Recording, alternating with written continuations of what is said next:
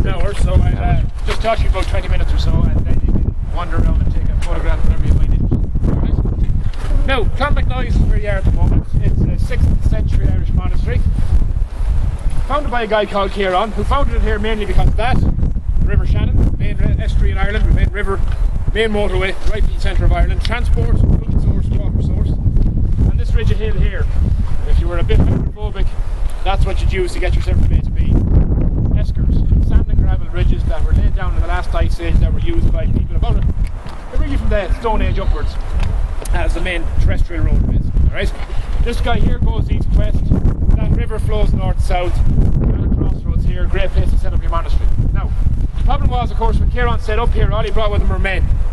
And if he wanted to expand the population, how energetic and enthusiastic the men were, it's unlikely they'd be able to do so by themselves. Alright? So what they needed to do was try and market the place. So you can imagine if you stick a rather prominent round tower or a large church, people sailing up the river go, what's that? We go in there, see what's going on. Hopefully you get these guys in the door, the old pagans, indoctrinate them into Christianity and spread the religion. Alright? Now Clonmacnoise, of course, is only one of hundreds of probably monasteries that were founded in Ireland between the coming of St. Patrick and the middle period of the medieval period. Alright? But this is one of the most important, probably the second biggest, second most wealthy relic got going between the 10th and 12th centuries. Now the thing is, you're given the impression that when you read books about this place, Kieran arrived here, he almost like flicked a light switch and the place exploded into life. From 7 men, it burst into hundreds and hundreds of people. It did, over a period of about 400 years. Alright? So most people weren't particularly enamoured by Christianity. You're given the impression that Patrick came here, clubbed a few snakes over the head, despite the fact there were no snakes. Everybody became Christians and we all said, you know, Jesus, yay. It's a much slower burn, alright? Literally, a millennium later, they were still trying to get some of these pagan guys going, look, at for the love of God, here's what Christianity is all about. These sites very, very slowly got people Christianized, alright? The problem was, of course, that as it grew, it was very hard to get people, I suppose, to adhere to the various rituals that were required if you were to be a monk or a good Christian, at least in the formative period. So what they wanted to do was create a kind of a system through which they could demand the people's presence. And that's what this guy is over here, the round tower. It's actually a bell tower. When the bell went bong here, we're told it allowed people sort of a small, maybe 10-15 minutes grace to get the rear ends into the cathedral where they'd engage in one of the 7 ceremonies of the day. Right? Generally you're told that these buildings were actually built for defence. The picture that's painted of the Vikings sailing up the river, the monks screaming like women, running up a ladder, pulling the ladder in after themselves, closing the door and going, we'll just wait till the guys go away. The problem was, this site when that was built had 1,000 people on it. You're not going to fit 1,000 people in there. Alright? No matter how good you are at Tetris. No matter how much you bend these guys, they're not going to fit. You might fit 30 or 40, and even those 30 or 40 people would want to be fairly intimate. Alright? Because the diameter inside is only about 10 feet at the greatest. It shrinks down to about maybe 5 feet at the top, so you might fit 30 people very close together. And you want to be fairly sure it was a marker in the pocket they had, as opposed to anything else. Alright? So what you have in this is an exceptionally poorly designed structure for defence. Alright? You can't fit a lot of people into it. The ladder you'd need to reach the door won't fit in the building, because you're often told that the last man in pulls the ladder up, and that saves you from attack. Logically, it doesn't make any sense, of course, because if this site is attacked as often as many people lead you to believe, surely to God at some point, whoever attacks is going to go, lads, tomorrow we're going to attack Clonmacnoise, for the love of God, we'll bring a ladder. Because all these guys will hide in the round tower, and we'll have to wait them out. It's only about 10 feet up. If you've got 2 guys are 6 foot tall, get one guy to give the other guy a boost. You're going to get to that doorway without any difficulty whatsoever. I don't know how historians and archaeologists paint this picture of all these Vikings running towards this round tower and then going, oh, well, they're in there now, we can't get them out. The guys sailed across half the bloody world. They could wrap their minds around building a ladder, and if they wanted to get in there, they'd do it. It would make absolutely no difference. So why do people hide in it? Often because when the Vikings came running towards them, it was the closest building to them at the time. Right? The thing about it is as well is that their day-to-day use of the bell tower is very boring, so people tend to ignore that when they were reading or writing history books. The annals are what we use to reconstruct a site like Clonmacnoise, and the annals are very much like a front page of newspapers. If you imagine trying to reconstruct the day-to-day life of an ordinary person only using the front page of newspapers, you'd assumed that everybody's life was a bloody roller coaster. Right? The vast majority of us bore ourselves from Monday to Sunday, engaged in fairly boring, banal, habitual acts. When archaeologists and historians write these buildings, they generally mention the defence structure capacity because it's the only thing that was noted. Who cares that, bell went bong again? You're not going to write that down 700 times, it doesn't make any sense. This guy here was built for defence. People go, well, for bell ringing. People go, well, why did they put the door up there? That's awkward if nothing else. It was all about saving labour. Tall building, first thing you do is you build yourself a fairly solid foundation. If you dug down to the foundations of this guy, you'll find they're about that deep. Now if they're only that deep and you stick a door in and try and throw up a building at that height, you'll find through trial and error that you get to a point where it becomes structurally unstable and collapses. So they said, right, two options: dig a deeper hole, move the door up. Move the door up makes more sense. Digging a deeper hole requires back-breaking labour, getting dirt out. Of course, you see the stones at the bottom. You might need 3 or 4 stout men to manoeuvre those stones into position. So lowering them down into a hole again, you don't want to hurt your back, maybe you bother. Now, as you look up, the stones get much smaller. One man can manoeuvre them into position. So what you did is you created yourself a platform from which you built the round tower from the inside out. Right? So the door is elevated, not to save you from sort of drunk 6.5 foot tall Norwegians with sharp pointy objects. It was all about just making sure the building didn't fall over. Right? It makes a little bit of sense. Most sites you go to will tell you, oh yeah, Vikings attacked, monks screamed like women, hid in the building. It's just a bit of excitement. People try and enliven these places because, let's be honest, monasteries, it's not synonymous with a good night out. So it's very hard sometimes to make these places sound a little bit interesting. But if you start talking about bloodthirsty Vikings and monks screaming and running for their lives, it sort of livens the place a little bit. So this thing was all about making a bell go wrong. Alright? People did hide in it simply because, as I say, it was the closest thing to them at the time. An analogy I often give is that people sometimes say, imagine an alien came down, right? And saw somebody sleeping in their car and wandered off and said, oh yeah, those objects are used for sleeping in. Right? It's one thing that you don't do when you go to buy a car is ask the guy, what's it like to sleep in? So very much when it comes to these buildings, it's kind of like the same question, what's it like to hide in? It's just not, it's not a point. Don't even think about it. Bells, bang bang bong. The height of it, of course, is very useful for a few different reasons. If you're sailing up the river and you're not entirely certain where a site like Clonmacnoise is, you'd scan the horizon for the obviously artificial structure that sticks out like a sore thumb, and you'll be able to augment your direction as in needs be. You see there's 8 windows in the top of the sky, really useful to see who's coming towards you. Alright? And of course, a higher building over the canopy of trees will allow the resonance of the bell to travel over a wider area and ensure that those who sleep in have got a good excuse of we didn't hear it. Right? At the site of Clonmacnoise here, all these stone structures, they started to drop in the 10th century.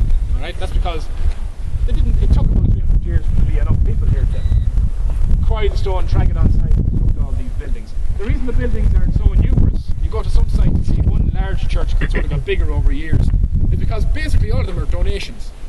This is called a Rourke's Tower. Alright? We've got O'Connor's Church with the roof on it there. We've got Temple Herford here of Downing's Church. We've got called Coxon's Church with the cathedral. And what that was all about was simply, when people died, they wanted to be buried at Clonmacnoise. To get buried here cost money. Money wasn't, of course, invented really till the 19th century, at least not paper money, so what you did is you gave people services. You maybe built a round tower, give them 500 or 600 cows, something like that. Alright? The reason they all chose Clonmacnoise and so many of them built churches is because Clonmacnoise was said to be the only place in Ireland that guaranteed entry to heaven.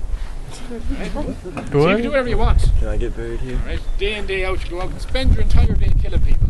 Come here and still get to heaven. Now that sounds peculiar, but let me explain to you. Sites like Clonmacnoise, the reason they grew and became prosperous was simply by their ability to appeal to Irish chieftains. If you didn't appeal to them, they'd come in and they'd kill you. Okay? You're told that the Vikings attacked this site, etc., etc. Chances are, out of 10 attacks, if somebody was coming to kill you, 8 times it was an Irishman. Okay? You may probably almost welcome the Vikings because there'd be a bit of variety if nothing else. What you had to do was ensure that the chieftains nearby would protect you, and of course, not only not protect you, but of course not invade. And Clonmacnoise was very good at that because it was told you could guarantee entry to heaven. So this was kind of like a very marketable aspect to the site. Numerous Irish chieftains came here and said, I want to protect your site because I want to engage in whatever practices that I need to engage in to maintain my social position, which would be theft, murder, war. Get to Clonmacnoise, going to heaven anyway. So it's having your cake and eating it. Now it sounds a little bit, some people say pragmatic. It's also a nice term for being a little bit mercurial or venal. But these guys at Clonmacnoise were able to expand the site's wealth and its influence by simply saying that, oh yeah, buried here, no bother, sure went. Okay? And it worked. Dozens of kings over many centuries are buried at Clonmacnoise, and it was such a powerful belief that when Rory O'Connor, he was the ultimate High King, the final High King in Ireland. He was a bit of a waster, to be honest. He died in 1198. The Anglo-Normans came in, he wasn't able to repel them, he kind of gave up, his hands up in the air, died and killed him. And he was buried originally in County Mayo, and apparently his ghost got up and wandered about the monastery in Cong there, and they said, sure, what did we expect? We live in Turbo. There's only one place in Ireland that can guarantee that man entry to heaven, it's Clonmacnoise. Dig him up and send him down there. And so they let him decompose a little bit in the ground, dug down the 6 feet or so, brought him down and reburied him in Clonmacnoise. And that's how powerful belief it was. Now whether you believe it or not, neither here nor there. All these churches were donations given by kings to secure rights to be buried at Clonmacnoise and guarantee them entry to heaven. Clonmacnoise, as you see it now, obviously isn't a town. And you will drive through towns in Ireland today and you'll see round towers in the middle of them are ancient churches, and people often wonder, well, why was this the second largest city in the country, basically? How did it become a complete ruin? The English, right?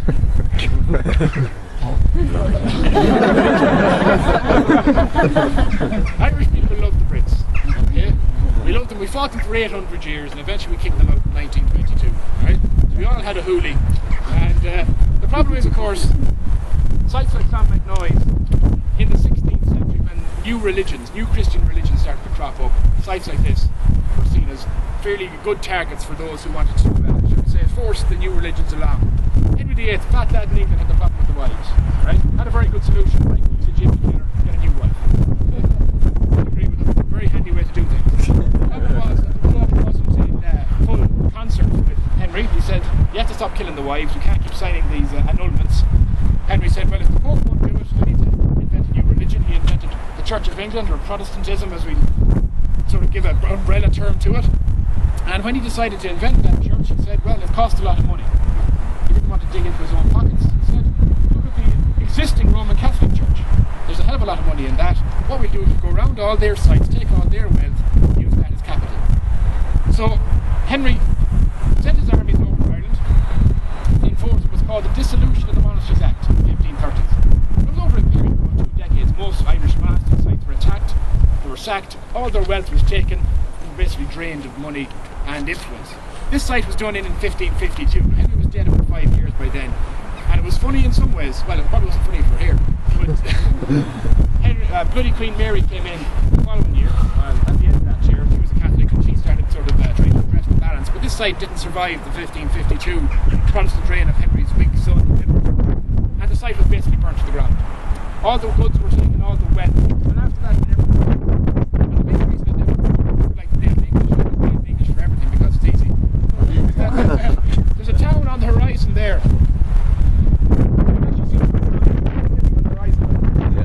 That's the town of Athlone. Athlone the same river in the 12th century. That's how the route Clonmacnoise declined. And if we were to be completely honest about it, Clonmacnoise might have ended up like this anyway because of the terrain that was at home. It was a better place to cross the river. It was a place to trade your goods. It was a more defensible place. It was a safer place to live. And Clonmacnoise was alright? So Athlone, to a large extent, is the main reason Clonmacnoise died. But if anyone asks you, Henry VIII was the English. It is a ruin. It has been since around 1552. It's been a graveyard for the local since the late 17th century, here in the 19th century, up to the early 20th. It was closed in 1955, literally because there are too many dead people. You might think don't walk on the graves left and walk on the dead people. I can guarantee you there's a dead person beneath my feet. Right? They've done minor excavation around here, and every time they've dug down, they've found human bones, literally everywhere. Okay? The problem was, of course, during the famines, people dying of cholera, typhoid, etc. They weren't going to dig a 6-foot deep grave. Hundreds of people, they just dropped them about 2 or 3 feet in unmarked plots. So literally the entire ground here was suffused with human remains. But as you walk around, try and avoid the gravestones, not because of the dead people. You can't avoid them, but the gravestones themselves are, needless to say, subject to wear and